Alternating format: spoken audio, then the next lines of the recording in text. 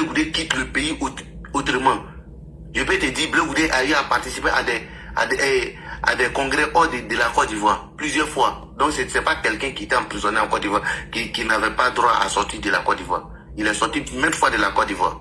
Donc ça, tu peux retenir cela. Blé Goudé est sorti plusieurs fois du pays. Il a eu des congrès dans quel pays et quel pays? Tu peux nous les citer? Blé Goudé, il a eu un congrès au Congo. Aïe. Hein? Il a été au Congo une fois. Voilà. En quelle, Hein? en quelle année et pour quel congrès? Bon, je ne me rappelle pas de l'année, mais tu peux. Blé Goudé, il a été plusieurs fois hors de la Côte d'Ivoire. Voilà. Blé Goudé, il a été plusieurs fois hors de la Côte d'Ivoire. C'est ta position, moi je la comprends. Hein. Voilà. Mais au moment où Blé Goudé menait sa bataille de patriotisme ici, de jeunes patriotes, il avait ingesté tous les Européens, en particulier la France.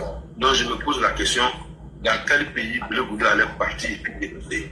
C'est différent de ce que Kouchounik Balé est en train de faire aujourd'hui. C'est de ça qu'il s'agit. Aujourd'hui, on a un président qui est au pouvoir, tu peux sortir du pays quand tu veux, mais quand tu tiens des propos d'insurrection en dehors du pays, quand tu viens en dehors, Quand ils ont poussé les gens à l'abattoir là, il s'est retrouvé au Ghana. je t'ai écouté, il est parti du Ghana comment?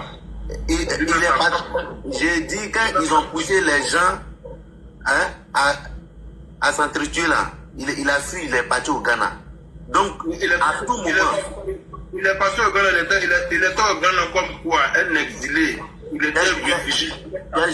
Quel genre d'exilés? Des exilés qui vivent dans des étoiles, dans des 5 étoiles? Je t'ai écouté. Non, tu m'as posé une question, laisse-moi, je vais terminer mon J'ai répondu. Tu as parlé, j'ai répondu, laisse-moi répondre. Je t'ai écouté. Laisse-moi répondre. Blé Goudé ne t'a pas dans un hôtel de 5 étoiles. Tu ne peux pas nous montrer là. Je ne le soutiens pas. Hein. Je ne le soutiens pas. Mais tu ne peux pas nous montrer ce que Blé Goudé était dans un hôtel 5 étoiles au Ghana. Ça, c'est impossible. Il était dans une cachette. Et il a été dénoncé par quelqu'un. Et Blé Goudé, autant au Ghana en exil, il dit c'est Ouattara qui m'a aidé à partir du pays. Donc Blé Goudé ne pouvait pas rester là-bas et parler. En ce moment, c'était déjà gâté. Voilà, le pays n'était plus dans les mains. C'est de ça qu'il s'agit. Mais au moment précis où Nadi Bama le convoque chez lui, là, si Blé Goudé sortait pour dire, pour dénoncer, là, il n'était pas là aujourd'hui, on ne parlait pas de lui, on allait parler de lui au passé, pas au présent. Voilà, c'est ce que je vais te faire comprendre. Merci. Ok, Solko, allons-y pour ta motion.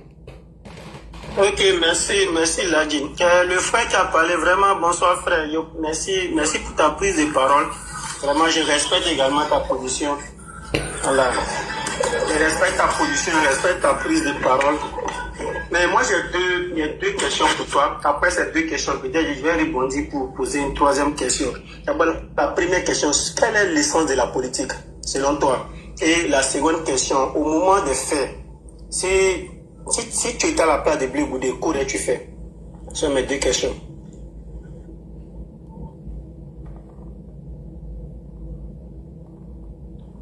Ok, s'il était à la place de Blé Goudé, s'il était à la place de Blé Goudé au moment des faits, s'il faisait vraiment une lutte de conviction, non, une lutte mouvante, parce qu'aujourd'hui, Blé Goudé n'a jamais travaillé dans sa vie, une lutte qu'ils ont géré ses comptes. Si tu es contre la question dessus, l'argent qui t'a volé, l'argent qui t'a volé des marins. Donc, c'était le but de son combat. Mais bref, comme lui, il était dans une lutte de son ventre et de sa bouche, on peut comprendre. Sinon, moi, si c'est vraiment une lutte de conviction, comme ce que Blé Goudé a tendance à le dire, Blé Goudé avait tous les moyens nécessaires, sortir de la Côte d'Ivoire et dénoncer cela. Il n'a pas été le seul. On connaît d'autres personnes qui ont fui le pays et puis hors du pays, ils ont dit ce qu'ils avaient sur le cœur. Il y a Kader qui était dans la rébellion avec les Soro là, mais il s'est retrouvé dans d'autres positions pour dire ce qu'il avait à dire. Je prends l'exemple avant-hier, tout près là. Et l'autre, comment on appelle Kouchounik Balé, elle était dans le pays, elle a pu sortir. Ce qu'elle veut dire là, elle a dit. Brandoumi, elle sort. Je ne vais pas Tu es en train de faire des comparaisons qui n'ont vraiment pas de sens. Franchement. Ça a des sens vraiment. Non, Sentinelle, ta Non, ça n'a comparaison, pas de mais sens. non, même pas de sens. Franchement. Parce C'est que des comparaisons. tu compares Peter Allez, Ballet à Blé à Goudé. Blé Goudé qui était vraiment dans le pouvoir. Tu vois, donc ce ne sont pas des comparaisons à faire. En fait, ce que moi je veux dire, c'est que nous on veut dire, on ne défend pas Blé Goudé. Mais si toi tu étais à la place de Blé Goudé, tu aurais fait pareil. C'est possible. Oui, après, on va te donner la parole. Après, Solko. Oui, Vas-y, après. Solko. Voilà. Tu aurais fait pareil. Maintenant, aujourd'hui, en fait, c'est pourquoi nous on dit, quand Dieu fait ton palabre là, tu n'enlèves pas habit. Aujourd'hui, le président Ouattara, moi, la seule chose qui me réjouit actuellement, ça fait plus de 2 à 3 semaines. En tout cas, aucun des panels, on ne voit pas de panels où on est sur le président Ouattara. Vraiment, ça me réjouit. Quand il me lève le matin, je suis très content. Au-delà de ça, aujourd'hui, c'est une gloire. Voilà, quand Blé Goudé sort, qui communiquait, où il n'y avait pas d'intermédiaire en lui Gbagbo, qui dit, ils m'ont mis en genoux, en présence de Gbagbo, de Nadi Bamba, chez Nadi Bamba, parce que j'aurais demandé lors de l'émission avec, comment on appelle, bon, j'oublie. Issa Sangare Yereso. Issa Sangare, voilà, Issa Sangare Yereso.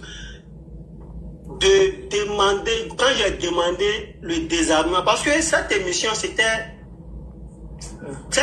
demandait de dire la vérité. C'est comme, il y a une émission qui passe sur RTL, on dit instant vérité. Ce que tu dois là, c'est la vérité. Lui, sa vérité, c'était que Soro Diom désarme. Après 3 jours, on le convoque. Et puis on vient lui dire, mets-toi à genoux, demande pardon. Bon, mets-toi à genoux, c'est une manière de dire, faut t'humilier pour demander pardon. Ça, c'est mon analyse. Mais, lui, il dit, il est qui pour ne pas faire cela. Mais s'il faisait le contraire, comme Che Guevara l'a dit, qu'est-ce qui allait lui arriver? Lui pouvait sortir, il pouvait quitter le pays et sa famille. Ça, c'est quelque chose vraiment. Aujourd'hui, tous ceux qui ont combattu le président Ouattara viennent rétablir la vérité, c'est une gloire. Oui. Et deuxièmement aussi, ils l'ont convaincu que les armes qui étaient avec Soro, c'était pour se retourner contre, pas contre Gbagbo, contre le président Ouattara. Donc lui, pour lui, c'était une manière de lui mettre en confiance. Pour dire, voilà, la lutte qu'on mène, tu t'attaques au monsieur pour rien, alors que ces armes vont servir à enlever Ouattara et nous on reste définitivement. Mais comment pourrais-tu dénoncer cela, alors que c'est une nouvelle qui va dans ton sens? C'est à la dernière minute qu'ils se sont rendus compte que c'était pas ça, qui les a trahis. C'est de ça on est en train de parler, non, mais... c'est ça. Tu vois, là, je ne vois pas un shérif qui veut que le RADP reste au pouvoir pendant plus de 100 ans, va venir soutenir Blé Goudé pour venir renverser ou enlever le RADP au pouvoir. Non, ça n'a pas de sens. Mais nous, on se réjouit. Voilà, parce qu'on a passé tout le temps en train de dire le président Ouattara comment on appelle, reprocher ni de près ni de loin à cette rébellion. Mais les gens disent non, c'est le président Ouattara. Mais quelqu'un qui a combattu le président Ouattara au forum de la réconciliation, qui a dit tout et n'importe quoi sur le président Ouattara parce qu'il était dans son rôle de populiste, aujourd'hui qui vient rétablir la vérité. Et tous ceux qui étaient auprès de Laurent Gbagbo ne viennent pas démentir. Aucun ne dit que le président, comment on appelle, Charles Blé Goudé, tout ce que Charles Blé Goudé a dit, qu'est-ce qui a démenti? Non. Personne. Konaté Navigueur sorti, il n'a pas démenti. Effectivement. Celui qui est sorti sur une chaîne là, il est sorti, il n'a pas démenti. Demba Traoré est venu, il n'a pas démenti. Personne n'a démenti. En fait, dans sa façon, on se pose la question, mais attends, on était dans quoi? On se pose cette question, on était dans quoi? Donc vraiment, ce n'est pas non plus, vu qu'elle a pris ma prise de parole, là, je dit au frère, ma première question, l'essence de la politique, c'est ça. L'essence de la politique, on fait la politique, mais quand la balle vient de l'adversaire, cette balle-là devient un avantage pour toi, et puis tu prends ça, tu communiques dessus, c'est ce que nous sommes en train de faire, c'est la politique. Voilà, merci. Monsieur Koulibaly, ferme ton micro. Plaque d'acier, bonsoir. Plaque d'acier. Bonsoir, grand frère Zadi. Bonsoir. Comment ça va? Bien et vous? Dieu fait grâce à vous, alhamdoulilah. Bien, merci. Je tenais encore à te dire merci pour le temps que tu nous accordes sur ton panel là. Merci à toi aussi. Afin de pouvoir échanger et puis arrêter un peu au parfait de toutes les réalités du pays. Moi, ça fait pratiquement plus de 2 ans que j'étais sur Facebook jusqu'aujourd'hui sur TikTok. Ok. Donc il est bon que nous nous informions sur les événements du pays. Bon, je voulais dire, signifier un peu ma part de vigilance si les deux personnes Blé Goudé et Soro Guillaume. Aujourd'hui, ce qui arrive à Soro, ça ne surprend personne. Hein. Ça ne surprend personne. Chez nous, les nordistes comme ça, on dit, un enfant ne doit jamais avoir le ton sur une personne plus âgée que lui. C'est la malédiction aujourd'hui qui suit Soro. Et c'est cette même malédiction aussi aujourd'hui qui est en train de suivre Blé Goudé tout doucement. Blé Goudé en réalité n'a rien fait de bon comme une sortie pour casser les papos. Hein. Non. Ils étaient en deal. Ils étaient en deal depuis ils étaient au pouvoir. Parce que moi j'ai milité à la FESI. Je suis un FESI. Oui, mais moi je ne savais pas ce que Blé Goudé est venu dire là. Moi je ne savais pas. Ce que Blé Goudé est venu dire il y a 5 ans en arrière, quand Guillaume Soro dit qu'il a signé un deal avec le président Alassane Ouattara et que nous on a dit que c'est faux, que c'était un menteur, mais c'est 5 ans après Blé Goudé vient de confirmer que Soro nous a trompés. Parce que tu ne peux pas être en deal avec Alassane Ouattara en 2006 et tu es dans un deal avec M. Laurent Gbagbo encore. Mais il a fallu qui pour que nous on puisse savoir ça. C'est Blé Goudé. C'est lui qui nous donne l'information. Donc pour nous, c'est une révélation qui met en mal les propos de Guillaume Soro depuis 2020 pardon, à l'hôtel Bristol. C'est ça. Voilà. Parce que le deal c'est quoi? Quand on lui dit, quand il dit que les armes qui sont à lui là, pourquoi tu lui dis de désarmer? Mais les armes là, c'est pas contre nos chefs, c'est contre Ouattara. Il dit, ah, je ne savais pas. Excusez-moi, je demande pardon, il se met à genoux. C'est à la dernière minute qu'il les a trahis tous. Et Jeune Afrique même le dit dans son reportage, que jusqu'à la fermeture des bureaux, Gbagbo attendait que Guillaume Soro le rejoigne. Il attendait le dernier mot de Guillaume. Alors que le même Guillaume nous a informé qu'il était en deal avec le président Alassane Ouattara depuis 2006. Donc, cette révélation, c'est un cassement de papot qui confirme les propos mensongers de Guillaume Soro de 2020. Merci beaucoup. C'est en cela que je voulais attirer ton attention. Ok. Et à la suite de ça encore, au lieu d'aller se réfugier dans l'AIS pour pouvoir venir combattre le pays, c'est une désolation. Parce que même je l'ai fait d'abord déjà au président burkinabé, là il a l'acteur pouchisme. Mais qui prend d'abord l'exemple depuis 1996, comment il était traité ses parents en Côte d'Ivoire après le décès du président Essou Boigny à la prise du pouvoir du président Bédi. Comment il était traité ses parents en Côte d'Ivoire? Et aujourd'hui, ce délit qui va se tourner contre la Côte d'Ivoire, je me pose la question chaque fois. Aujourd'hui, par la grâce de Dieu et l'homme du président Ouattara, tous ceux appelés étrangers en Côte d'Ivoire vivent en parfaite paix. Mais c'est déjà une grâce. Sans ce monsieur, comment les Israéliens se comportaient en Côte d'Ivoire ici? Est-ce qu'ils arrivaient à vivre? Du genre à Tébissou, c'était comme s'ils traversaient l'enfer. Combien de Burkinabés sont morts? Combien de Burkinabés sont morts? Il faut camoufler d'abord, il faut citer les panels. Faut dire combien de Burkinabés ont déjà ou ont perdu la vie. Voilà, il faut camoufler. Et puis tapoter le lèvres. La dernière fois, il y a un qui a dit que le lèvre a été sauté. Ok. Combien de Burkinabés ont déjà? Combien? Ils sont Burkinabés, Maliens ou Nigériens. Combien ont déjà? On ne peut pas en compter. Et aujourd'hui, moi, je vois ça, il est tellement mal que j'entends ces personnes-là qui se retenir contre la Côte d'Ivoire. Vraiment, c'est très méchant. Et Dieu ne va jamais permettre cela. C'est pas possible. Ils ont pris les pouvoirs pendant combien de temps? 6 mois, on va libérer le pays. 6 mois, on va libérer le pays. 6 mois, on va libérer le pays. Nous sommes à la dernière année aujourd'hui. Ils n'arrivent même pas à tuer une mouche. Et aujourd'hui encore, ils sont encore avec une fausse communication. Genre, les djihadistes, les terroristes sont en Côte d'Ivoire. Ils sont en entretien avec eux pour pouvoir les attaquer en nouveau. Mais c'est déplorable. Et tu nous rejoins maintenant quand Doumbia Major dit qu'il ne s'est jamais battu pour le président Ouattara, qu'il s'est toujours battu pour lui-même. Preuve, il est en train d'aller chercher ses propres intérêts au Burkina pour pouvoir dresser le Burkina contre nous. Alors qu'il fait croire qu'il y a une guerre entre nous et le Burkina, alors que Guillaume Soro se bat pour lui-même ses propres intérêts. Tu comprends un peu la manipulation de Guillaume? Oui. C'est en cela que nous on veut en venir. Non, il faut que l'État du RADP soit vraiment très attentif. Il faut qu'on soit très attentif. Vous voyez, ces personnes-là, même si en cours de contraintes, n'ont pas encore baissé les armes. Ils sont aux aguets. Donc ne faisons pas des erreurs pour pouvoir tomber dans les pièges.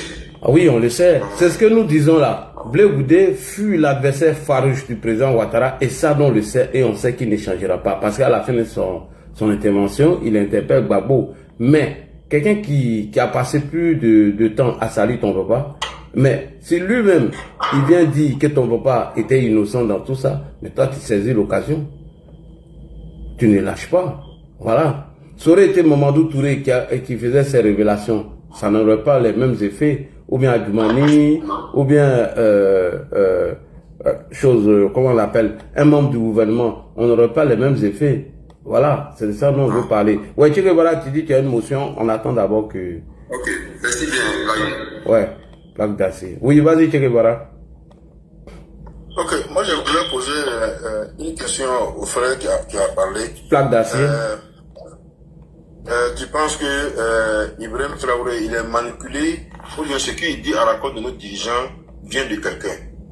Et s'il vient de quelqu'un, qui est cette personne qui est en train de le manipuler? Bon, moi, de mon point de vue, il est manipulé par l'opposition, hein, et surtout par Cyril Guillaume lui-même. Ah, okay. Là, je suis d'accord un peu avec toi parce que avant l'arrivée de Guillaume Soro au Burkina, il n'y a eu qu'une vidéo d'Ibrahim Traoré où il s'attaque aux autorités ivoiriennes. Ça n'existe pas. Il n'y a pas de vidéo d'Ibrahim où il s'attaque aux autorités ivoiriennes avant la visite de Guillaume Soro là-bas.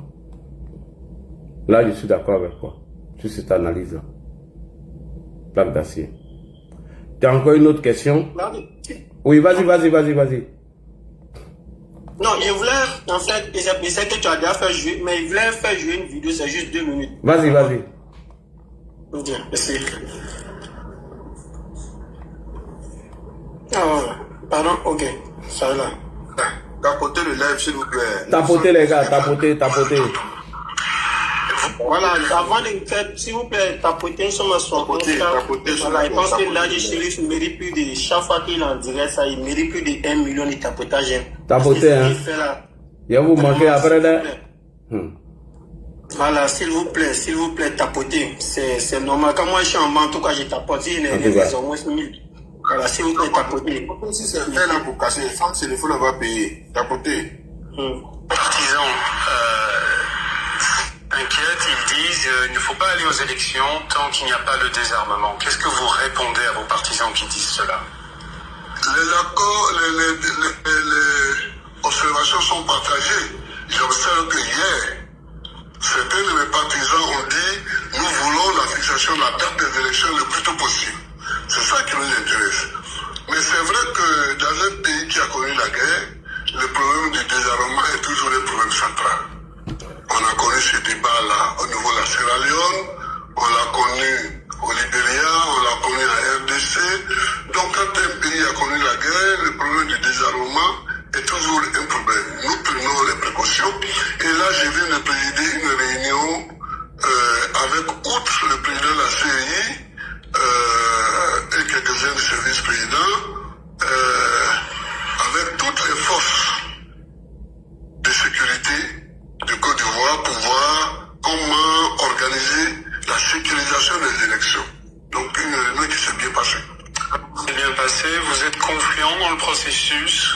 Oui, moi je suis... Mais tous ceux qui vivent en Côte d'Ivoire sont très excités à l'idée d'aller très prochainement aux élections. Ils sont très confiants. À commencer par les responsables de l'ONU, par ceux de la CEDEAO. Nous sommes tous confiants. Nous sortons d'un grand trou noir et aujourd'hui nous voyons le bout du tunnel. Nous voyons le jour. Nous sommes tranquilles, nous sommes heureux.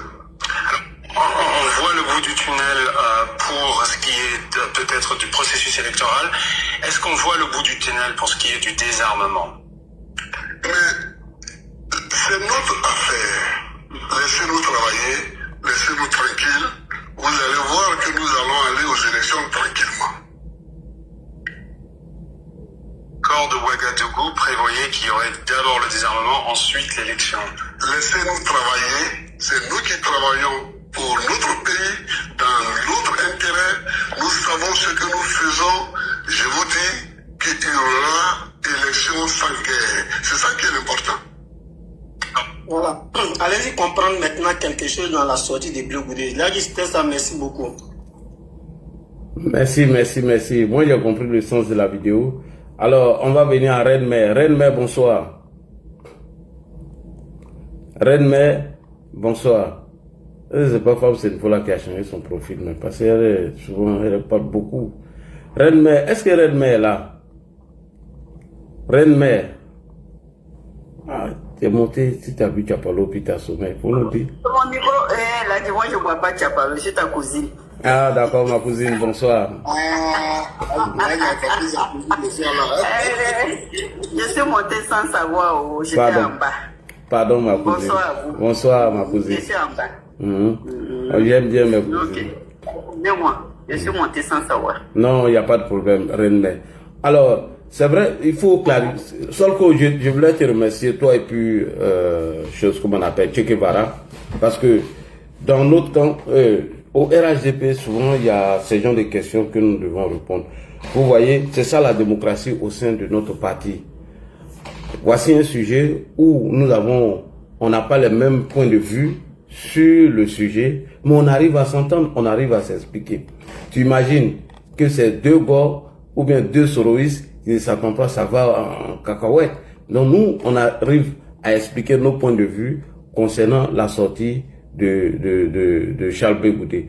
C'est pas pour autant dire qu'on jette du revers de la main les choses, l'analyse ou les points de vue de nos frères qui sont ici. On ne rejette pas du point de... voilà. On ne fait pas la promotion de Blé Goudé parce que nous, on sait que c'est notre adversaire farouche demain. Et nous, on a les armes pour et on est préparé pour. Ça, on vous le dit. Et moi, j'aimerais rassurer ici tous les militants du RHDP. Que Dieu nous accorde longue vie et santé. Vous allez voir, quand la vraie bataille de communication va commencer, vous n'allez pas nous connaître. Donc, nous, notre force aujourd'hui, on a une bonne communication qui est bien ciblée et on a tous les éléments pour. Mais le seul problème chez nous au RHDP est que les activistes, on n'arrive pas à nous unir. Voilà, il y a les problèmes d'ego, celui-là se croit un peu supérieur à l'autre, donc il y a ce petit problème. Sinon, je vous jure, avec tout ce qu'on a comme activistes du RHDP, si les gens réussissent à nous mettre ensemble, vraiment ça c'est une machine, hein? C'est une vraie machine. Et vous l'avez vu pendant la campagne électorale, jusqu'aux élections, jusqu'après les élections, vous avez vu la communication que nous avons déployée sur le terrain. Parce que la stratégie c'était quoi? C'était d'aboutir à un coup d'État, puisqu'ils ont tous prévenu au chaos. Donc nous avons d'abord, premièrement, réussi à donner la confiance aux Ivoiriens et à nos militants. Ça, c'était la première des choses. Parce que qu'est-ce que l'opposition voulait? Il voulait créer un climat de tension, un chaos total. Vous savez, quand il y a le chaos dans le pays, donc les gens ont peur, les gens ne peuvent pas aller voter. Mais malgré cela, il y a eu près de 4 millions et quelques de votants, voilà, qui sont sortis pour aller voter. Alors que ça, déjà, ça mettait en mal la stratégie de l'opposition. L'opposition, leur stratégie même, c'était d'empêcher les élections. Voici des gens qui n'ont pas participé à une élection et c'est eux qui nous font le point sur le taux de participation. Pourtant, il y avait les observateurs indépendants qui étaient là, c'est de la CEDEAO et autres, qui ont dit que les élections se sont bien déroulées à part quelques endroits, quelques régions, je dirais même quelques bureaux des opposants où il y a eu un peu de grabuge. À part ça, tout s'est bien passé. Donc, eux, leur intention, c'était pas ça, hein. C'était 2020 bis. Donc, bref, pour dire quoi, on a reçu une bonne communication. Moi, je pense que ça, c'est un message pour les activistes de notre parti. Voilà, il faut qu'on mette nos égos de côté. Voilà, moi, je ne me crois pas supérieur aux autres activistes. Nous sommes sur le même point voilà, des trucs. Voilà, il faut qu'on arrive à faire une sensibilisation. C'est-à-dire que, pour moi, hein, moi, ça, c'est mon avis, hein, voilà.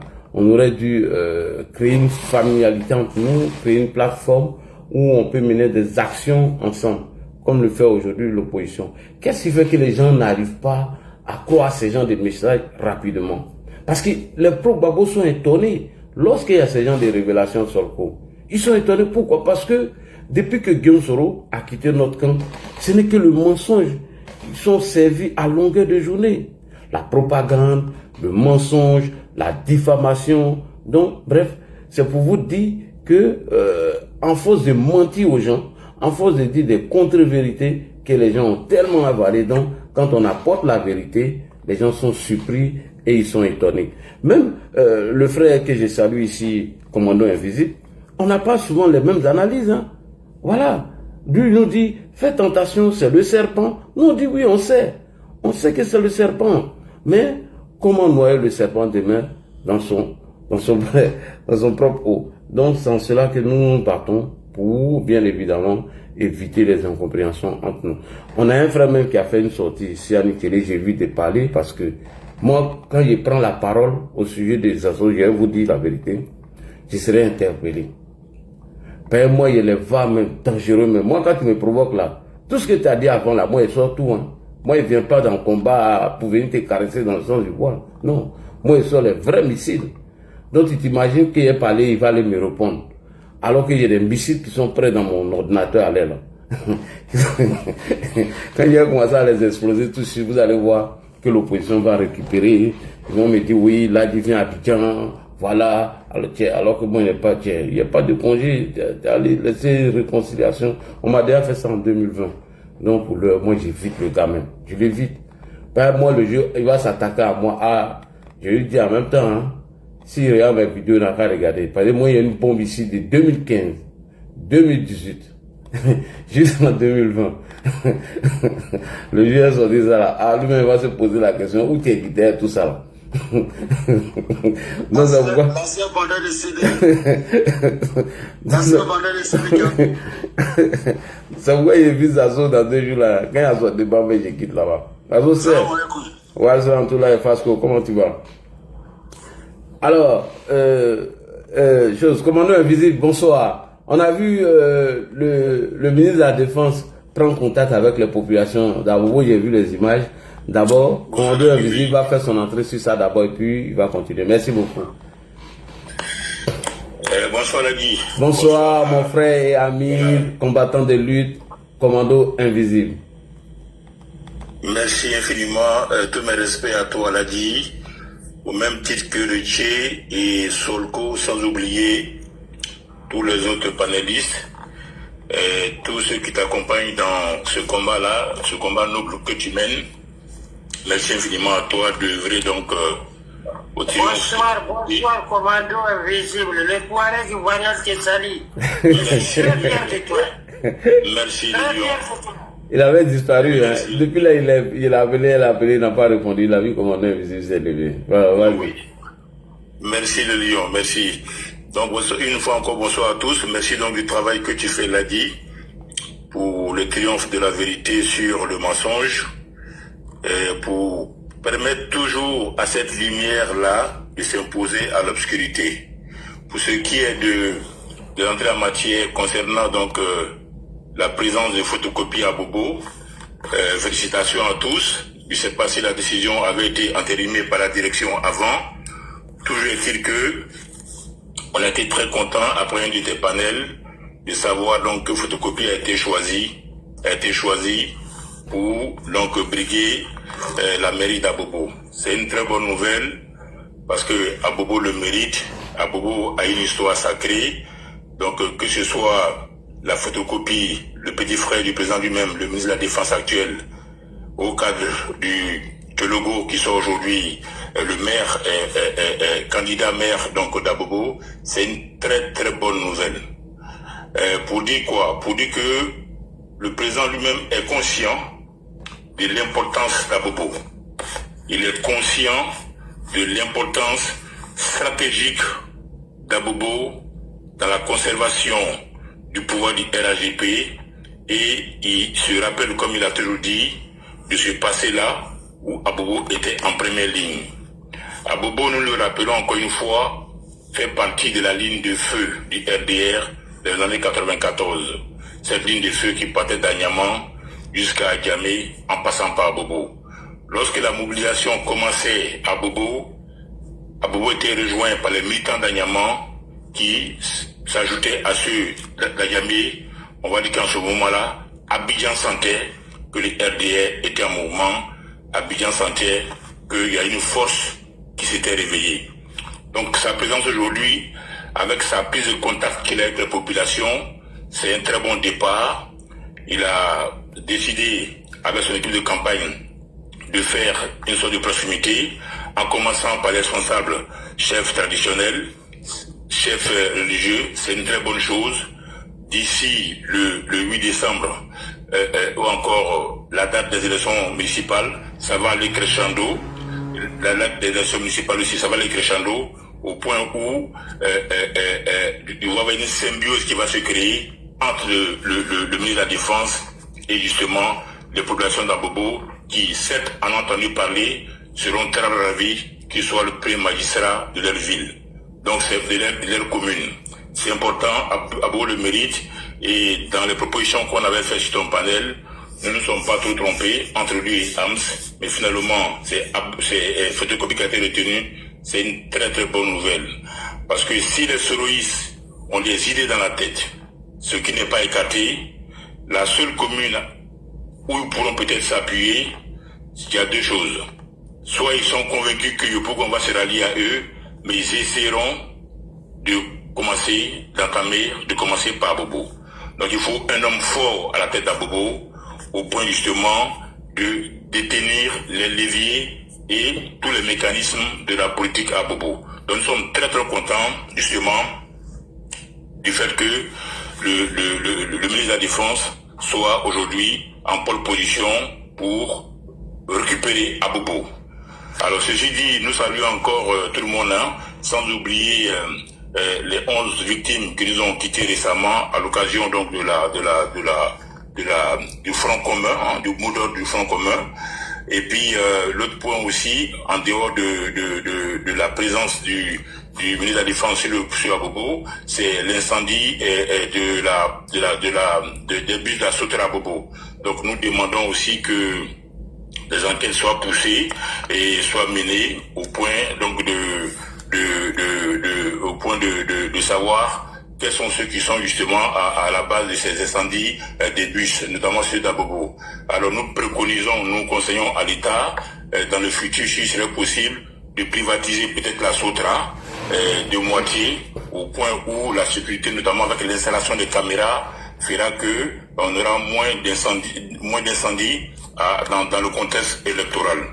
Alors ceci dit, nous avons aussi appris que Brandoumi avait été convoqué, donc il est aujourd'hui face à la justice. Il faut que cette procédure-là continue pour Brandoumi, mais pour tous les autres qui ont été impliqués dans le Front commun, notamment ceux qui sont encore hors du pays. Et une fois qu'ils vont rentrer, il faut effectivement que les choses continuent comme ça, sans s'arrêter, afin qu'en 2030, on n'ait pas affaire à ce type de situation.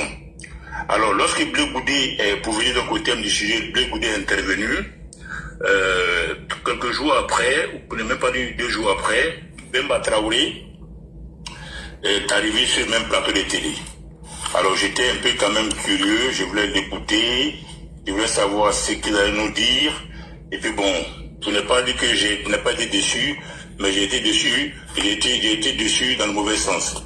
Alors, Demba Traoré est venu, il est venu avec un Coran et il a essayé donc d'accabler Blé Goudé en disant certaines choses que Blé l'aurait présenté à un cyberactiviste à la CPI qu'il a présenté comme son bazooka, et puis quand ce bazooka de Blé Goudé, un cyberactiviste au nom de Boka qui s'est attaqué à eux. Donc il a aussi dit qu'il a pris Blé Goudé en flagrant délit de division du FPI. Et il a aussi dit qu'il n'a jamais eu de désaccord entre lui et le président Gbagbo. Il a dit beaucoup de choses. Donc j'ai retenu pour moi 4 séquences dans ce que Demba Traoré a dit pour dire que Demba Traoré est à côté de la vérité. Demba Traoré, le 25 janvier 2003, Jean-Marc Traoré répondait à une interview de Abel Douali, qui était journaliste à Fraternité Matin Info. Demba Traoré disait le 25 janvier 2003, s'il y avait l'exclusion en Côte d'Ivoire, je ne serais pas au poste que j'occupe au FPI. C'était dans l'interview accordée par Abel Douali dans Fraternité Matin.info. S'il y avait l'exclusion en Côte d'Ivoire, je ne serais pas au poste que j'occupe au FPI. Et dans l'émission sur NCI, Demba Traoré a dit ceci: dans le fond, ce qu'il faut retenir, c'est qu'il y a une part de tribalisme. Tu es du Nord, on considère que tu ne peux pas être loyal à Gbagbo. Au même moment que le même Demba Traoré, il y a quelques années en arrière, le 25 janvier 2003, niait le fait qu'il y ait de l'exclusion en Côte d'Ivoire, il reconnaît aujourd'hui, dans l'interview qu'il a accordée récemment, que dans le fond de cette affaire, Nadi Bamba et Blé Goudé, il y a une part de tribalisme. Pour lui, au FPI, on considère que si tu es du Nord, tu ne peux pas être loyal à Gbagbo. Autrement dit, Demba Traoré a menti parce que le 25 janvier 2003, il a dit qu'il n'y a pas d'exclusion en Côte d'Ivoire. Et aujourd'hui, il dit, dans l'enceinte même du parti au pouvoir de l'époque, il y a des exclusions, puisque lui aujourd'hui, il est exclu parce qu'il est du Nord. Ça c'est de 1. De 2, on lui pose la question et il répond qu'il n'a jamais eu de désaccord avec le président Gbagbo pendant ses 10 ans de pouvoir. Donc il répond que Dieu m'en garde. Autrement dit, en 10 ans de pouvoir, en dépit de tout ce que Gbagbo a posé comme acte, en dépit de tout ce que l'entourage de Gbagbo a posé comme acte, Demba Traoré dit que Dieu lui en garde si jamais pendant ces 10 ans-là, il y a eu un désaccord entre lui et Gbagbo. Autrement dit, il a cautionné au même titre que Nadi Bamba les dérives du régime du FPI. Il dit encore que s'il y a des milliards qui ont circulé dans la campagne ou pendant la campagne, moi, Demba Traoré, je ne suis pas au courant. Mais de qui se fout-il? De qui se moque-t-il? Comment peut-il dire que lui, Demba Traoré, s'il y a des milliards qui ont circulé pendant la campagne présidentielle de 2010, lui, il n'est pas au courant de quoi que ce soit. Donc c'est pour dire, cet homme ne dit pas la vérité. Il est arrivé pour défendre Nadi, pour défendre Gbagbo, mais il n'a pas dit la vérité par rapport aux propos tenus par Blé Goudé. Là où on l'attendait, il est venu tourner autour du sujet comme un sorcier et les répartit. Il n'a pas dit ce que on attendait de lui. Il est arrivé, il s'est défendu, il a quasiment fait un monologue. Quand il dit que lui, il n'y a jamais eu de désaccord entre Gbagbo, c'est la preuve qu'il est coupable, acteur de ce que Gbagbo a fait en 10 ans. Quand il dit qu'il n'est pas au courant que des milliards ont circulé, c'est encore un mensonge. Et quand il a dit le 25 janvier 2003 qu'il n'y a pas d'exclusion en Côte d'Ivoire et que lors de l'émission, il revient sur ses propos pour dire que dans le fond, c'est une question de tribalisme au FPI, parce que lui, le du Nord, on considère qu'il peut être loyal à Gbagbo, il se contredit. Donc, conclusion, Demba Traoré a menti. A menti. Donc, allons plus loin. Au-delà donc de cette cacophonie, de ces révélations créées donc par Blé Goudé, il faut que, en toute chose, nous retenons l'essentiel. L'essentiel, c'est quoi? Ce sont les leçons pour nous-mêmes, pour nos enfants, pour nos petits frères et pour les générations à venir. Et moi, à mon niveau, je me suis posé la question de savoir quelles sont les leçons que je peux tirer de cette sortie de Blé Goudé. Quelles sont les leçons que nous pouvons tirer de la gestion du FPI du 26 octobre 2000 au 11 avril 2011, date de la chute du Gbagbo. Quelles sont les leçons que nous pouvons tirer justement de ce passage-là? La première leçon à tirer, je pars du principe que Laurent Gbagbo est le premier responsable du déclin et de la chute du FPI. Ça, c'est du 1. Deuxième leçon, je pars du fait que les femmes ont été un malheur pour le FPI. Elles ont accompagné Gbagbo sur le chemin de la destruction de la Côte d'Ivoire. elles sont matérialisées, symbolisées par Nadi et Simone. Troisième leçon, la Côte d'Ivoire était dirigée par, on va dire, 4 organes, 4 unités. La première unité, c'est la personne de Gbagbo lui-même. La première unité, c'est la personne de Gbagbo lui-même. Gbagbo était en fait comme une reine, la reine d'Angleterre. Il était présent, il était vénéré, mais il n'avait aucun pouvoir véritable sur ces 2 femmes. Donc, en quelque sorte, c'était une reine d'Angleterre. Ce à quoi il s'était opposé à Marcoussi. Il a refusé, il a traîné dans l'application des accords de Marcoussi parce qu'il a dit que lui ne veut pas être la reine d'Angleterre, qui servait seulement à inaugurer les chrysanthèmes. Mais dans les faits, il était déjà comme la reine d'Angleterre. Il était là, vénéré et présent, mais en fait, c'est les 2 femmes qui tenaient le pouvoir. En dessous de Gbagbo, vous avez la deuxième unité, qui était Simone Gbagbo. Avec Simone, vous aviez la Galaxie Patriotique. Vous avez la FICI, vous avez Bleu Goudé, vous avez les Anikele, vous avez même les groupes des Zouglou, les Patsako, les Gadiseli, les François Kinsi, tout cela se réclame de la lignée de Simone. De l'autre côté, vous avez Nadi Bamba, qui est en alliance avec le secrétariat général du MPCI, pour ne pas dire des forces nouvelles. Donc elle, sa force, c'est l'accord qu'elle a avec Soro Guillaume. C'est cet accord-là qui la rend redoutable, Nadi Bamba. Dès l'instant où les accords de Ouagadougou sont signés, Nadi Bamba devient partie prenante dans la crise de la Côte d'Ivoire. Elle devient une autre unité avec laquelle il fallait compter à partir de 2005. Donc, première entité, c'est Gbagbo lui-même, qui est là quasiment comme une reine d'Angleterre. Il est présent, il est vénéré, mais on se rend compte que les décisions ne sont pas prises par lui seul. Il y a Simone, avec Bleu Goudé, les Anikele, la Galaxie Patriotique, le groupe Zouglou, Abou Gaye, Patsako, François Kessi, Gadiseli. Cela, c'est un groupe, à plus de Gbagbo. Deuxième groupe, on n'est pas le troisième cette fois-ci, Nadi. Elle, sa légitimité, sa force, c'est quand les accords de Ouagadougou sont signés. Elle devient incontournable. Elle devient redoutable. Parce qu'elle a réussi à faire ami-ami avec Soro Guillaume. Elle a réussi à convaincre Soro qu'il peut travailler avec son mari ou son futur mari. Elle a réussi à faire croire que, avec son aide, Soro pouvait effectivement facilement récupérer l'électorat du Nord, même s'il fallait partir de sa région ou de sa ville.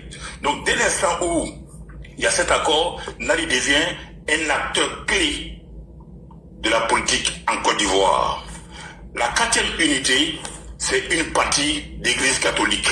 Rappelez-vous que lors de la transition, Monseigneur Agré a béni l'arrivée de Gbagbo au pouvoir d'une façon ou d'une autre à travers son implication dans le deal Anti et Gbagbo. Et ça a été une continuité par la suite. Donc, il y avait donc Simone, Nadi, Gbagbo lui-même et une partie d'église catholique. Ce sont ces 4 entités qui géraient la Côte d'Ivoire. 3e leçon. 4e leçon, il faut partir du fait que les responsables politiques, notamment les hommes politiques du pays, sont irresponsables. Sont des irresponsables qui ont démissionné face à Simone et à Nadi. Parce qu'aujourd'hui, Blé a eu le courage de mettre le pied dans le plat. Avant lui, Afi a donné quelques éléments. Mais tout ce qui est Ouaraka Oureto, Mamadou Koulibaly, le panafricaniste en Guémé, et tout cela aujourd'hui ou hier, aucun n'a eu le courage d'aller plus loin que Blé. Avec Don Melo. Oui, Don Melo aussi. Donc pour dire que, en 4e leçon, les responsables du RPI, notamment les responsables que je dis politiques, sont des irresponsables qui ont démissionné face à Simone Gbagbo et à Nadi. Ils ont reculé. 5e leçon. Il faut comprendre que Ibrahim Koulibaly, aujourd'hui on peut l'affirmer, a été éliminé sous les ordres de Soro Guillaume.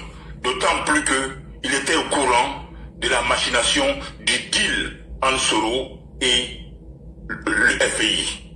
Donc Ibrahim Koulibaly et des États gros, on peut conclure aujourd'hui qu'ils sont partis de l'autre côté parce qu'ils étaient au courant du deal que Soro, Sidiki Konaté et consorts avaient établi entre eux et Gbagbo.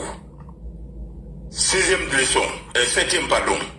Soro Guillaume reste jusqu'à preuve du contraire la nouvelle menace contre la Côte d'Ivoire. Jusqu'à preuve du contraire, Soro Guillaume reste la nouvelle menace envers la Côte d'Ivoire. Et que ce soit aujourd'hui, que ce soit demain, pour ne pas dire hier, aujourd'hui, demain, Soro Guillaume doit être tenu sous surveillance étroite, de près ou de loin, comme le lait sur le feu. Il reste aujourd'hui la nouvelle menace, au même titre que le terrorisme, la nouvelle menace envers la Côte d'Ivoire.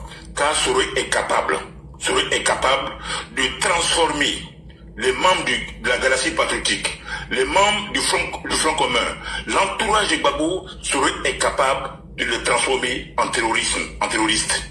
Il est capable de les recruter et de les transformer en terroristes. Soro en est capable.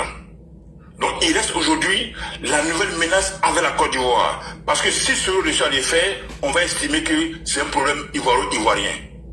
Et il peut le faire, il a l'intention de le faire. Je me demande même s'il n'a pas commencé déjà à l'envisager.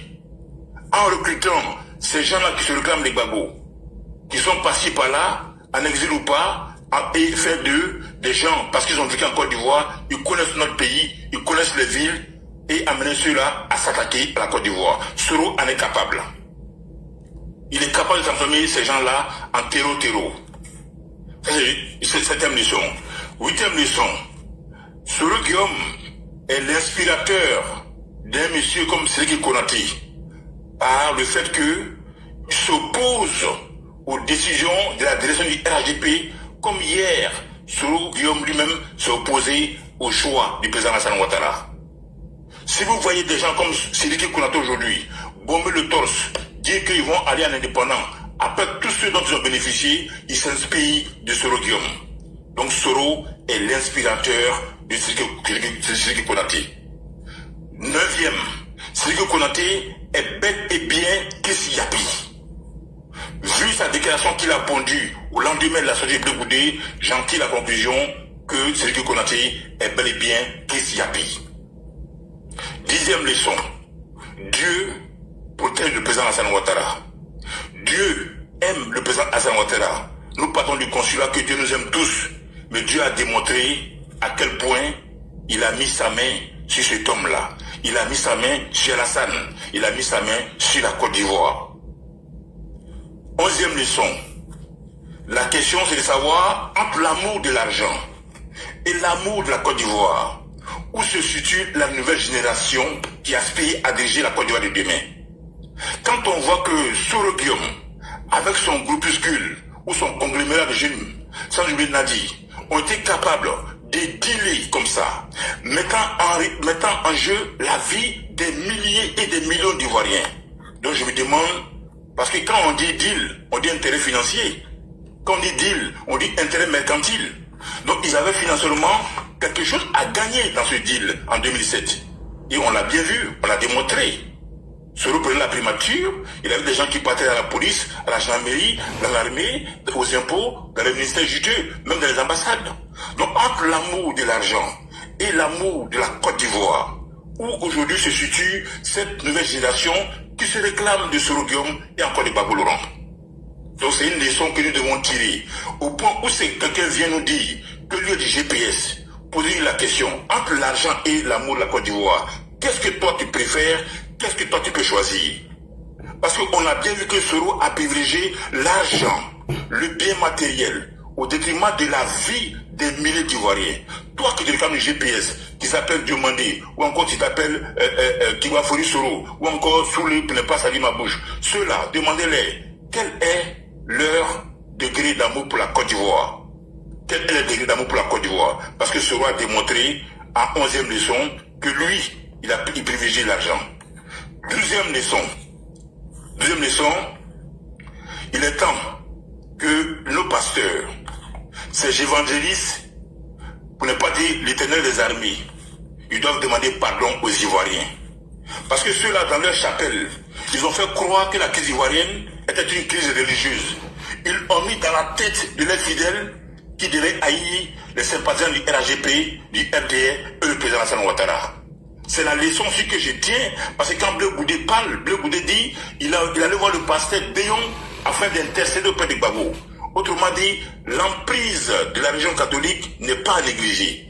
Et on a bien vu ici que dans des églises, à la place de la République, à la présidence de la République, les évangélistes priaient en traitant le président Alassane Ouattara de tout le nom, en le comparant à l'innommable, à l'incroyable, à l'impensable. Donc aujourd'hui, ces pasteurs, ces évangélistes-là, ils sont aujourd'hui en droit ou dans l'obligation de demander pardon pour faire les mea culpa. Certains ont commencé à le faire, certains le font via Makoso, mais c'est de bonne guerre. Quatrième leçon, il faut retenir que la communauté internationale, elle peut s'impliquer autant de fois dans une crise. Et ça, c'est une leçon qu'il faut qu'on retienne. Mais tant qu'elle ne contrôle pas les réalités qui sont propres à un pays, elle va continuer à compter les morts par milliers. Et c'est ce qui s'est passé en Côte d'Ivoire. Thabo Mbeki, expert Feu Yadema, qui d'autre encore, Feu Kédougou, ils sont impliqués dans la crise de la Côte d'Ivoire dès les premiers jours. Mais il y avait des données en interne qu'ils ne maîtrisaient pas. Notamment ce bicéphalisme au sommet de l'État, en d'une part Simone, d'autre part Nadi et Gbagbo lui-même. Donc la communauté internationale, elle peut s'impliquer autant de fois qu'elle veut dans une crise. Mais si elle ne contrôle pas ces mécanismes internes, cette cuisine interne au pays en conflit, elle passe à côté. Raison pour laquelle on est passé jusqu'à 7 accords avant d'aboutir à celui de Ouagadougou en 2007.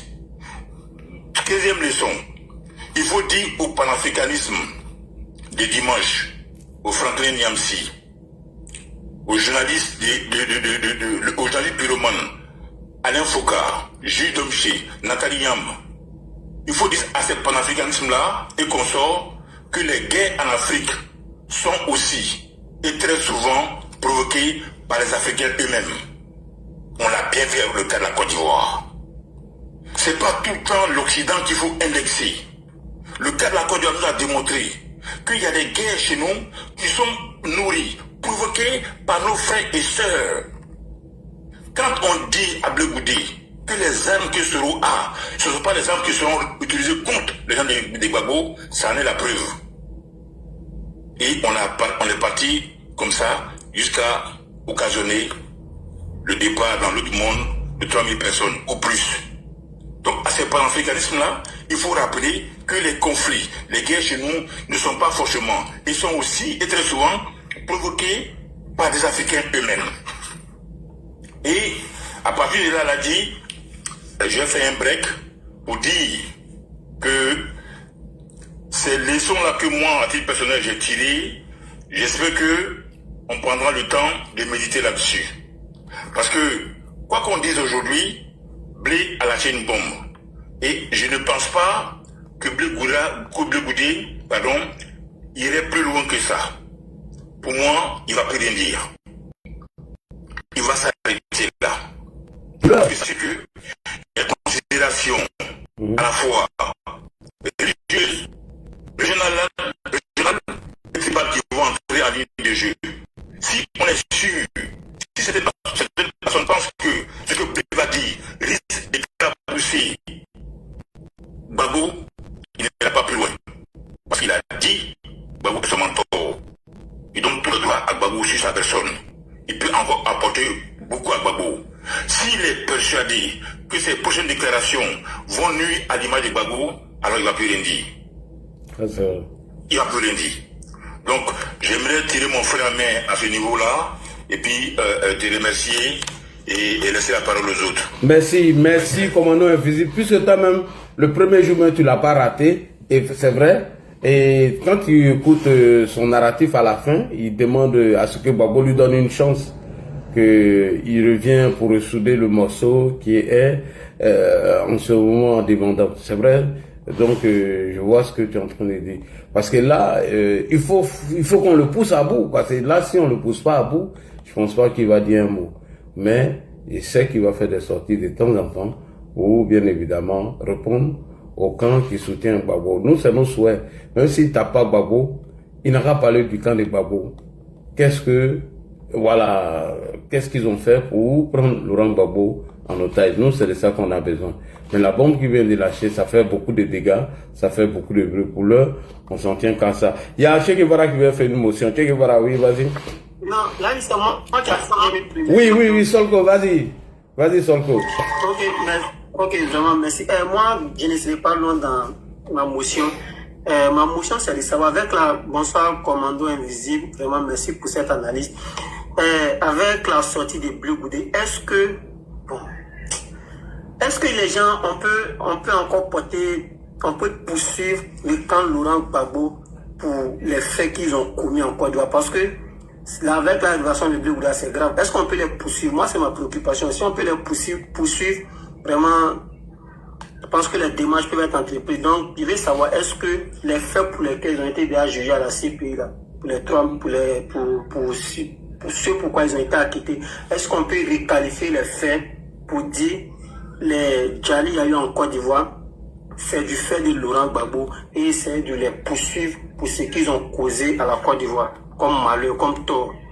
Je voulais savoir quoi. Moi, je ne pense pas, mais on va écouter quand même commandant invisible. Bon, à titre personnel, Solko, je ne pense pas. Je pense que si l'État de Côte d'Ivoire voulait donc noyer Gbagbo, c'était quand il était encore à la CPI.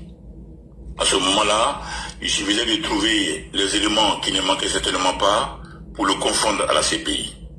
Et n'oublions pas que c'est dans un cadre de la réconciliation nationale, à la demande des deux commissions, celle de Bani et celle du prélat, dont le nom m'échappe.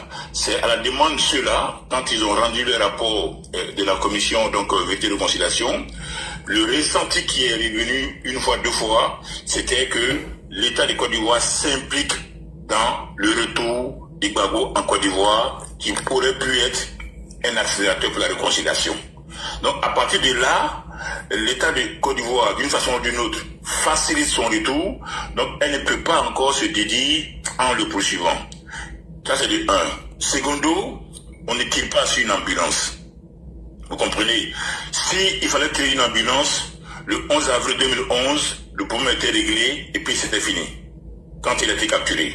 Mais s'il est sorti de là-bas vivant, à la demande du président, aujourd'hui, il faut le laisser partir tranquillement, lentement, mais il s'appelle mort.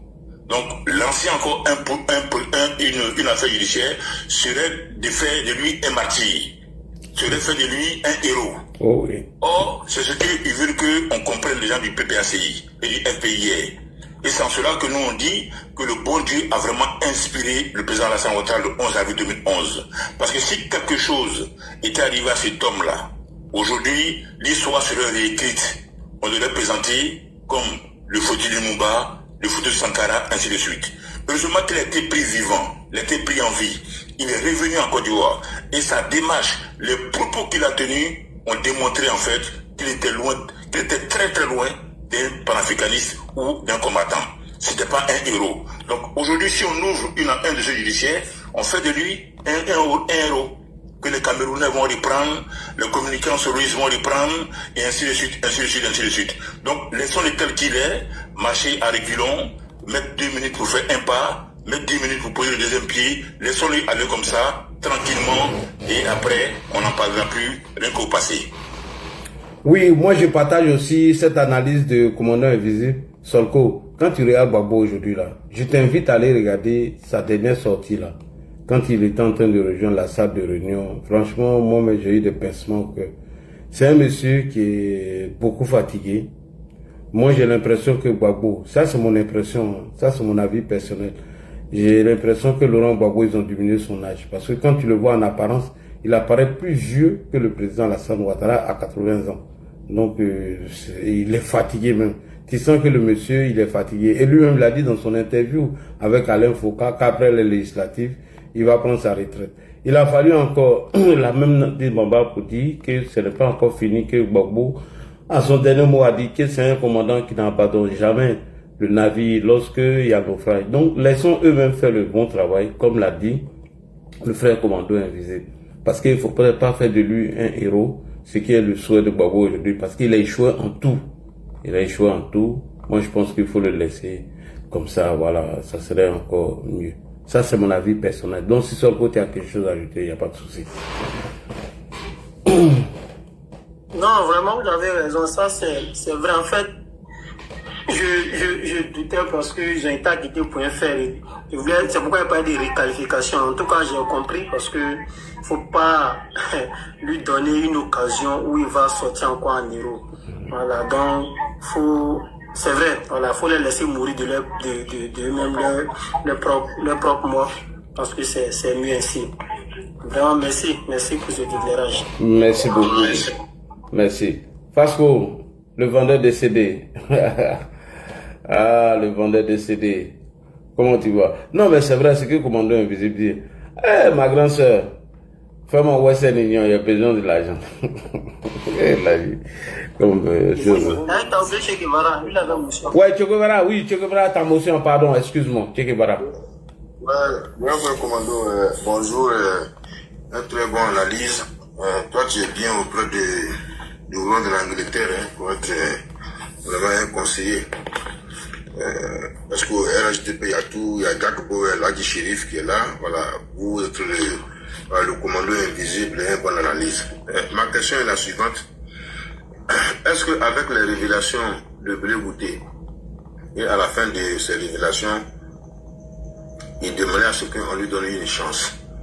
Est-ce que c'est possible que cette chance-là, qu'on lui accorde pour pouvoir ressouder la gauche? Ça, c'est la première question, avec ce qu'il a eu à dire et tout et tout. Et la deuxième question, c'est que Madame Nan dit qu'on n'a jamais vu sur la scène politique, soudain, tout d'un coup, aujourd'hui, soudain, tout d'un coup, on comprend que c'est lui qui dirigeait le pouvoir de Laurent Gbagbo pendant la crise. Est-ce que ce n'est pas elle qui dirigeait le monsieur, ou bien ce n'est pas elle qui a pris le monsieur en otage, comme l'avait dit Awa Dombelo quand il disait dans son interview que Laurent Gbagbo a été pris en otage et on lui demande de donner le nom et dit tout le monde le verra. Est-ce que ce n'est pas cette révélation qui est en train de sortir de l'eau? Je voulais savoir un peu parce qu'elle n'est pas politique, mais soudain aujourd'hui, elle dirige l'appareil politique du PPACI. C'était ça ma question, en fait. Ok, écoute, merci pour tes deux questions. La première question, c'est à savoir si on peut accorder une chance à Blé Goudé. Et là, tu t'adresses au PPACI ou aux Ivoiriens dans leur ensemble? Au PPACI. Au PPACI. Voilà, PPACI peut l'accorder une chance comme il a lui-même le demande. Est-ce que c'est possible vu ce qu'il vient de dire? Oui. Dénoncer aujourd'hui.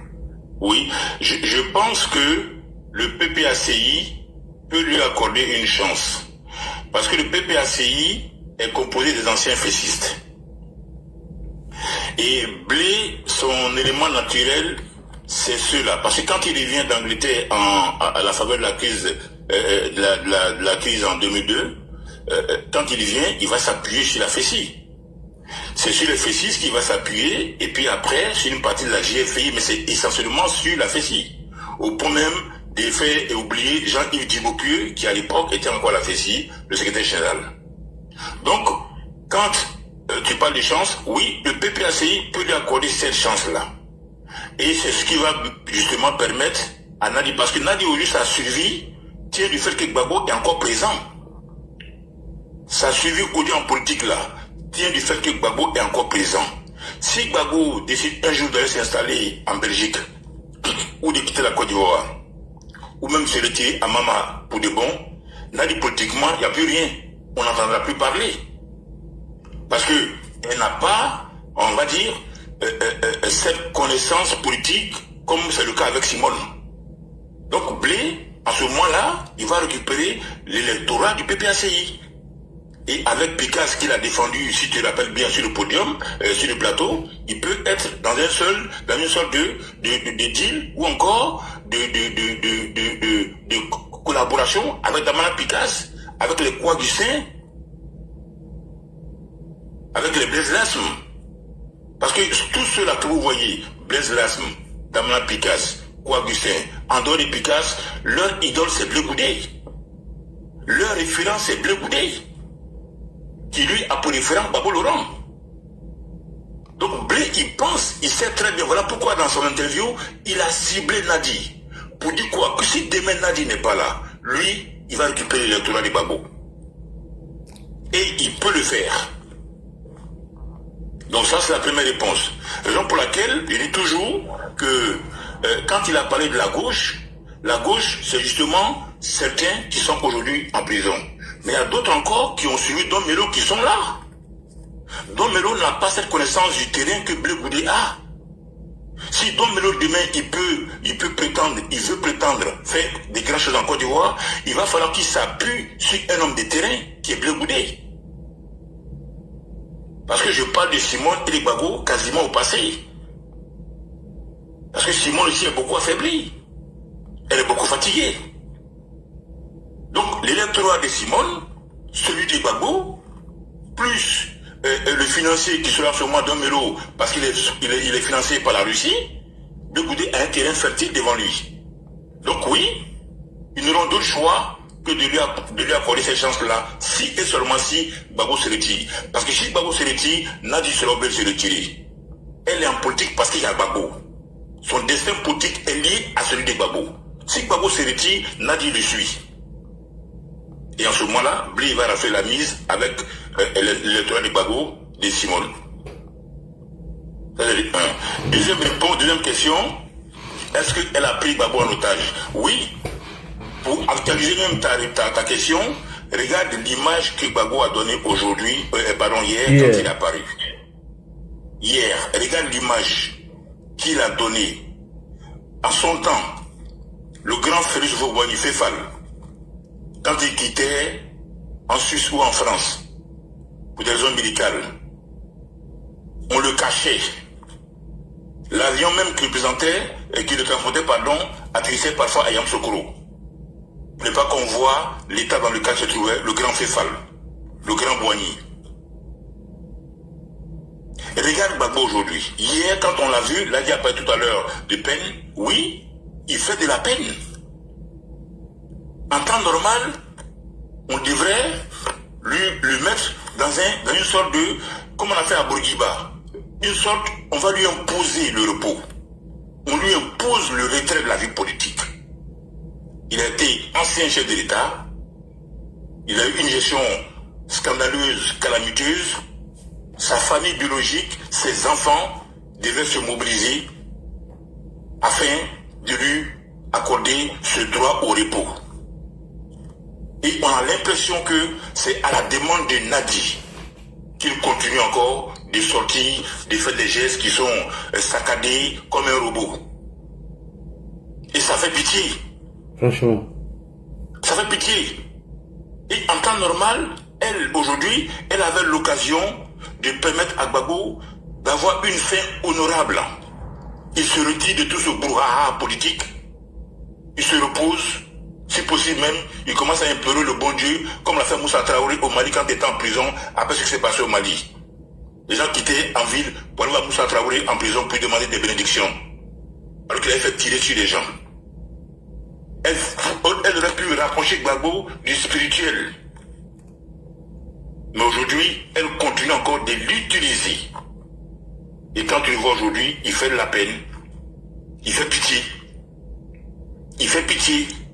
À son âge, lui qui est moins âgé que le président Lassane, qui se porte encore comme un charme, regardez Gbagbo surtout hier. La dernière image de lui hier, c'est celle-là encore qui frappe, quoi. Ah oui, non, donc, ça fait pitié. Même pour s'asseoir même là. Voilà, je peux conclure qu'il est vraiment pris en otage. Voilà. Si je réponds à ta question, je vais tirer mon frère en main. Maintenant, comment nous invisible, moi ma question, puisque après le retrait de Gbagbo, il y a Bleu Goudé qui va vouloir récupérer le parti ou les militants de Gbagbo, est-ce qu'il n'y aura pas eu une bataille entre lui et Stéphane Kipré? Puisque Stéphane Kipré est en accord avec Nadi en ce moment. Et Soro, lui, il compte sur les militants de Gbagbo pour pouvoir mener ses actions. Vu qu'il y a une alliance entre lui aussi avec chose comme on appelle Nadi, alors est-ce que la bataille sera aussi facile, comme tu le dis, vu la présence de Stéphane Kipré, Nadi, qui joue le rôle de Soro, est-ce que ça serait aussi facilement qu'ils récupèrent? Parce que ils sont sortis, hein, ils sont sortis, les pro-Gbagbo, tendance Nadi, ils ont répondu. Oui, mais il faut qu'on soit, à ce stade-là, si je peux me permettre, très prudent. Stéphane Kipré, Blé, tous ceux qu'on a cités, ils ont un ennemi commun. C'est Alassane Ouattara. Oui. Qui détestent eux tous. Et ils sont prêts de se rallier s'il faut combattre les héritiers d'Alassane Ouattara. Et c'est ce combat-là qui se dessine à partir de 2030 ou 2035. Blé a parlé de ressusciter la gauche. Il n'a pas dit comme ça de façon anodine. Domelo aujourd'hui bénéficie des financements de la Russie. Soro Guillaume est encore dans l'AES. Thiam est en embuscade. Il a régné Oufol Boni, il s'est allié au PPACI. Donc cela dans leur stratégie, c'est de réveiller les yeux démons de la gauche. Une fois qu'ils l'auront fait, que ce soit avec Stéphane Kipré, récemment encore, on a vu les propos qu'il a tenus à Galois face à Mamadou Touré. Ils ont l'ADN qui est foncièrement ivoiritaire et hostile et au président Alassane Ouattara et à ses héritiers politiques. Donc, ils ne vont pas hésiter à se rapprocher au moment opportun. C'est parce que la discorde, la pomme de discorde était tellement forte entre Simone et Nadi qu'ils n'ont pas fait ça cette année dans le cas du Front commun. Puisque Simone s'est battu pour obtenir ou pour garder le nom Gbagbo. C'était très compliqué en 2025. Mais avec des éléments nouveaux en 2030, Blé Goudé, Damana Picasse, Simone Ciel encore là, Stéphane Kipré, tous ceux-là, ils vont essayer de ressusciter les démons de la gauche. Et c'est ce défi-là qui attend les cadres du RHDP. C'est ce défi-là qui attend les alassanistes des premières heures. C'est ce défi-là qui attend les héritiers de la politique du président Alassane Ouattara. Et c'est en ce moment-là que le dur risque de commencer. Et c'est en cela que Picasso a parlé des graines. D'abord dans un meeting. Nous avons déjà commencé à assister aux jeunes pousses de graines que le président Alassane Ouattara a sémées. Mais il faut continuer à arroser ces jeunes pousses-là, afin qu'ils soient aguerris, afin qu'ils soient prêts à partir de 2030 ou 2035. Parce que ceux-là, ils ont l'ADN commun. Que ce soit Annie Djelé, que ce soit Blé Goudé, que ce soit Gali Seri, que ce soit Damana Picasse, que ce soit Stéphane Kipré, que ce soit Bemba Traoré, que ce soit M. Diaby Youssouf. Tous ceux-là, ils mangent dans la même assiette, ils boivent la même eau, sans oublier Soro Guillaume, qui est le fils spirituel, politique, idéologique de Gbagbo Laurent. La seule chose qui pourrait amener ces gens-là à revoir leur position, je pèse bien mes mots, s'il y a un changement véritable au sein de l'AES, si JB Kakao dégage au Burkina, si Assimi chute, ils n'auront plus de base arrière. Et c'est en ce moment-là qu'ils vont peut-être partir en rang dispersé. Parce que le financier Domelo s'appuie encore sur l'AES, s'appuie sur la Russie via l'AES. Si l'AES est disloqué, on va dire JB Kakao chute, Assimi chute, et en ce moment-là, Soro sera obligé d'aller se faire voir ailleurs, et en ce moment-là, ils n'auront plus de base arrière militaire et financière. Et en ce moment-là, ils seront obligés d'aller en rang dispersé. Mais tant que l'AES sera là, ceux-là, ils sont capables effectivement de se rallier en 2030 ou en 2035. Merci. Merci beaucoup. Qui a mon cher? Ouais, vas-y, qui. Ouais, merci grand frère, j'ai compris ton analyse. Comme Gbagbo lui-même l'a si bien dit, hein, voilà, il a eu le pouvoir d'une façon ou d'une autre calamiteuse. Voilà, il a abandonné aussi le pouvoir d'une façon ou d'une autre aussi anarchique, très décevant aujourd'hui. On comprend que tous ces galis qu'il y a eu en Côte d'Ivoire, le pouvoir était géré par Nadi et Soro. Et ça veut dire qu'il était pris en otage. Et les gens étaient incapables de nous le dire. Et nous avons perdu des biens. Enfin, on va confier les âmes là au diable. Oui. On va confier les âmes au diable. Les âmes là. Le jour de l'aide à lui-même, ils vont le trouver Dieu en réunion. On ne va pas les recevoir. C'est de ça qu'il s'agit. Oui. Ils vont le trouver Dieu en train de faire réunion. Avec ses prophètes. Parce que ces gens ont trompé la population ivoirienne, en majorité la jeunesse. Oui. Et on a perdu tout. Tout et pour tout. Il arrivait même parfois même dans notre propre pays, on devient mendiant. Mais comme Dieu est Dieu, on a su surmonter le mal et aujourd'hui là, on est sur la voie du développement. Merci grand frère, merci Lagui chéri. Voilà, moi je vais descendre comme il ne parle pas trop bien.